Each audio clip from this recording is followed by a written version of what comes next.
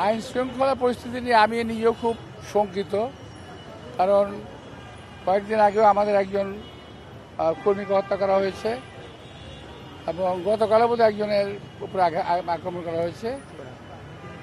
আর আইন শৃঙ্খলা পরিস্থিতিটা যাতে আরও খারাপ হয় এই জন্য কিছু কিছু প্রার্থী উস্কানিমূলক কথাবার্তা বলছে।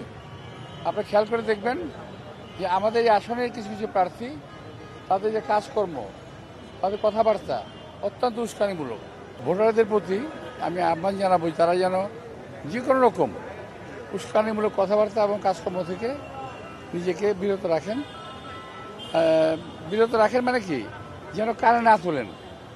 কিছু কিছু লোক আসছে যারা নাকি খুব সস্তায় পপুলারিটি পেতে চায়, কিন্তু বিষয়টা তেমন না। তো কিছু কিছু লোক কথাবার্তা বলছে এগুলো মানে উস্কানিমূলক কথাবার্তা।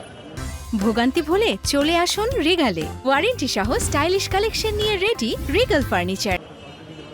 এবং অনেকে নির্বাচন কমিশনের বিধিমালা লঙ্ঘন করে মানে অন্য প্রার্থীর বিরুদ্ধে কথা বলছে।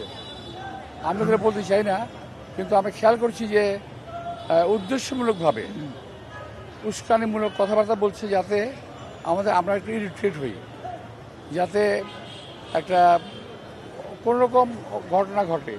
তো আমাদের নেতা কর্মীরা অত্যন্ত সুশৃঙ্খল, শান্ত এবং তারা কোনো রকম উস্কানিতে পা দেবে না।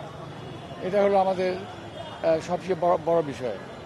আর কিছু কিছু প্রার্থী নিজেদেরকে তুলে ধরতে গিয়ে অন্য প্রার্থীর বদনাম করছে, যেটা নাকি নির্বাচন আচরণ বিধিমালার লঙ্ঘন।